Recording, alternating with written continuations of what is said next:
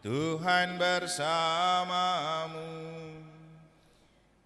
dan bersama rohmu. Inilah Injil suci menurut Lukas. Dimuliakanlah Tuhan. Genaplah bulannya bagi Elisabet untuk bersalin, dan ia melahirkan seorang anak laki-laki. Ketika para tetangga serta sanak saudaranya mendengar bahwa Tuhan telah menunjukkan rahmat-Nya yang begitu besar kepada Elisabet, bersukacitalah mereka bersama-sama dengan dia. Maka datanglah mereka pada hari yang ke-8 untuk menyunatkan anak itu, dan mereka hendak menamai dia Sakaria menurut nama bapaknya. Tetapi Elisabet, ibunya, berkata, "Jangan, ia harus dinamai Yohanes." Kata mereka kepadanya, "Tidak ada di antara sanak saudaramu yang bernama demikian." Lalu mereka memberi isyarat kepada bapaknya untuk bertanya nama apa yang hendak diberikannya kepada anak itu. Sakaria meminta batu tulis, lalu menuliskan kata-kata ini, "Namanya adalah Yohanes." Dan mereka pun heran semuanya. Seketika itu juga terbukalah mulut Sakaria, dan terlepaslah ikatan lidahnya. Lalu ia berkata-kata dan memuji Allah. Maka ketakutanlah semua orang yang tinggal di sekitarnya, dan segala peristiwa itu menjadi buah tutur di seluruh pegunungan Yudea. Semua orang yang mendengarnya merenungkannya dan berkata, "Menjadi apakah anak ini nanti? Sebab tangan Tuhan menyertai dia."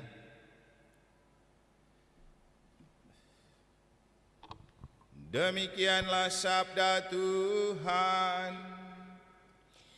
Terpujilah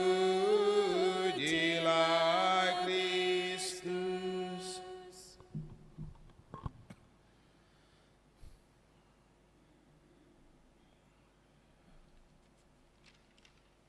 Bangkitlah, angkatlah mukamu, sebab penyelamatanmu sudah dekat.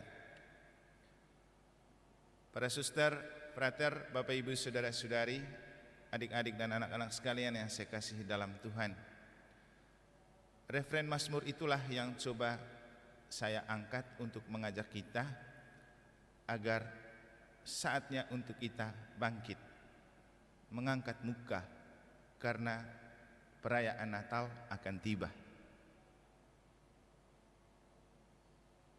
Bangkit dan mengangkat muka mengandaikan ada sebuah situasi dan kondisi yang membuat kita terkubur, yang membuat kita lesu, letih, dan tertunduk. Kegagalan dan penderitaan sering menjadi penyebab yang membuat kita letih, lesu, tertunduk, dan merasa jatuh.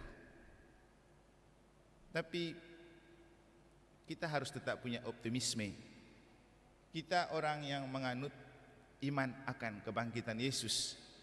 Maka bagi kita, penderitaan, kejatuhan, mungkin juga kekalahan bukanlah kata akhir dari seluruh perjuangan. Saya tadi tidak sengaja nonton di YouTube, ternyata ada pidato dari Presiden Prancis yang ia sampaikan terakhir setelah mereka kalah dari Argentina, ketika para pemain dan pelatihnya tertunduk lesu. Dia coba membangkitkan gairah dan semangat mereka untuk tetap percaya diri pulang ke Prancis dan tetap menganggap diri sebagai pahlawan dan orang berharga. Itu yang membuat mereka angkat muka, tegak kepala, bangkit dan kembali untuk berjalan dengan baik. Mungkin juga kita pernah atau menonton bagaimana tertunduk lesunya Messi dan kawan-kawan ketika kalah dalam laga pertama melawan Arab. Mereka terpukul, mereka dicaci maki, mereka diejek oleh banyak orang. Tapi Messi coba membangkitkan gairah bertanding teman-temannya dengan mengatakan, kita tidak bisa terlalu lama untuk tertunduk. Kita harus bangkit. Dan kepada para pendukung dia mengatakan, kamu harus percaya kepada tim ini. Tim ini akan membuat kamu bahagia. Dan memang terbukti setelah kekalahan itu mereka tampil teringginas, ngotot, berjuang, tegakkan kepala. Dan memang kita perlu angkat kepala dan bangkit dari keterpurukan hidup, dan itulah makna Natal yang sebenarnya. Mungkin kita masih ingat tema G20 yang kemarin dilaksanakan di Bali. Temanya Recover Together, Recover Strongly. Bangkit bersama dan bangkit lebih kuat, terutama setelah kita mengalami keterpurukan hidup karena badai pandemi Covid, perang Rusia Ukraina, dan bencana alam. Kita tidak perlu terlalu lama tunduk dan lesu. Kita jangan terlalu lama terjatuh dan terkubur, dan kita harus bangkit, membangkitkan optimisme. Tapi kebangkitan adalah spiritualitas yang dibangun oleh Yesus.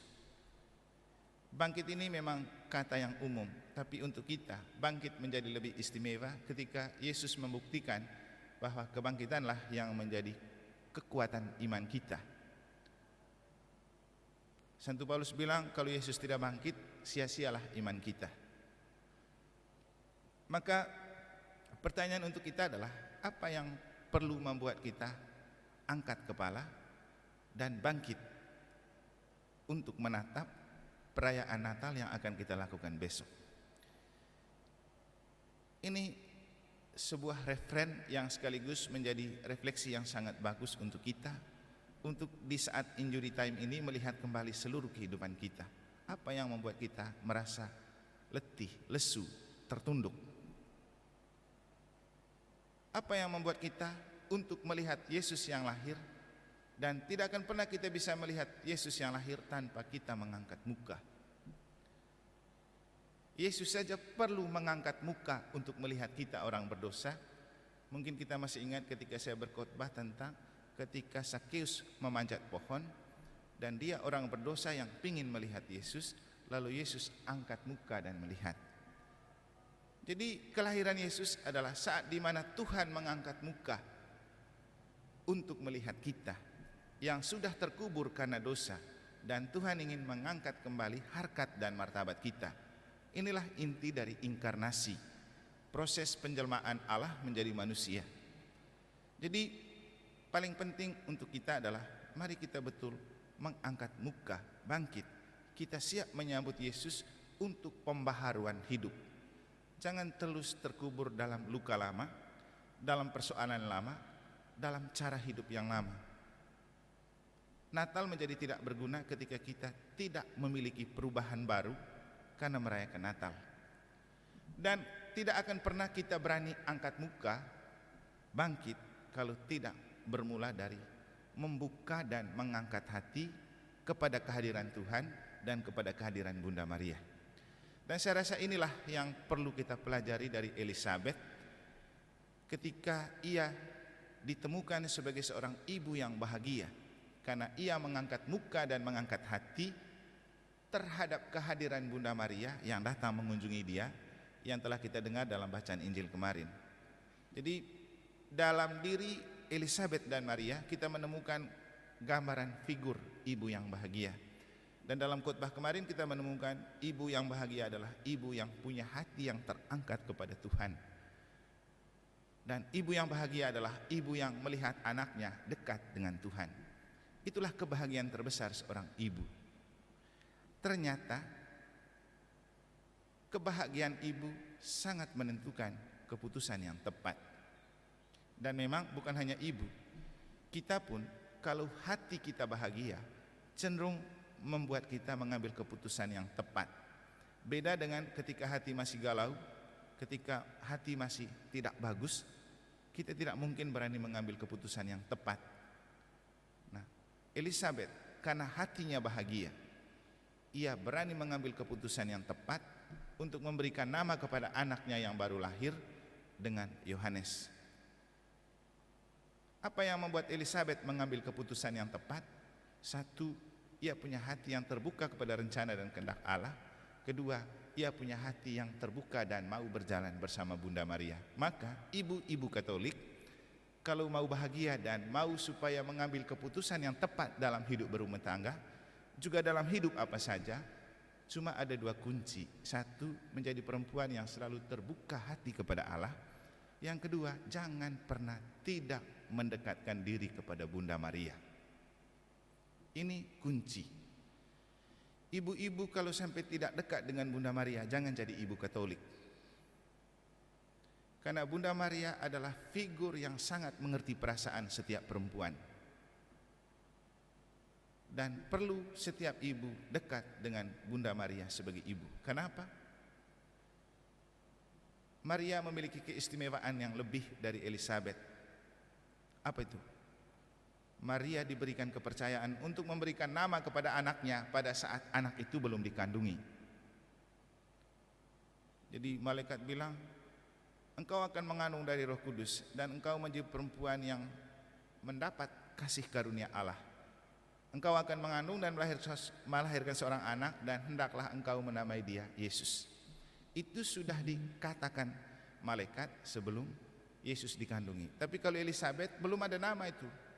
Dan menurut kebiasaan mereka, namanya harus diwariskan. Seperti kalau Sakaria, ya namanya Sakaria anaknya. Tapi ia menemukan nama Yohanes karena apa? Ia dekat dengan Tuhan melalui Bunda Maria. Jadi ia sukses menemukan nama yang tepat untuk anaknya karena ia dekat dengan Tuhan melalui Bunda Maria. Natal menjadi sebuah perayaan yang tidak berarti kalau kita tidak menghargai Bunda Maria. Karena tidak akan pernah ada Natal tanpa seorang ibu bernama Maria. Maka di waktu yang tersisa ini juga perlu kita mendekatkan diri dengan Bunda Maria, supaya seperti Elizabeth, Maria pun membagi rahmat untuk kita. Rahmat untuk menentukan pilihan yang tepat dalam kesulitan. Para suster, Bapak Ibu, saudara-saudari, bangkitlah dan angkatlah mukamu, sebab penyelamatanmu sudah dekat. Adalah seruan yang penting untuk kita. Recover together, recover strongly. Bangkit bersama, bangkit dengan lebih kuat. Dan itulah alasan kenapa gereja mengajak kita untuk bersinode dengan tema berjalan bersama untuk membangun gereja. Natal adalah sebuah perayaan bersama. Tanggalkan egoisme. Mari kita bangkit bersama. Mari kita berjalan bersama. Sesuatu yang susah karena orang lebih mengutamakan diri dan keluarga dalam perayaan Natal. Saya rasa orang punya banyak persiapan di rumah masing-masing, tetapi mereka lupa bahwa Natal di rumah dan di keluarga tidak akan terjadi kalau tidak ada Natal di gereja. Maka fokus kita adalah mari angkat muka, bangkit.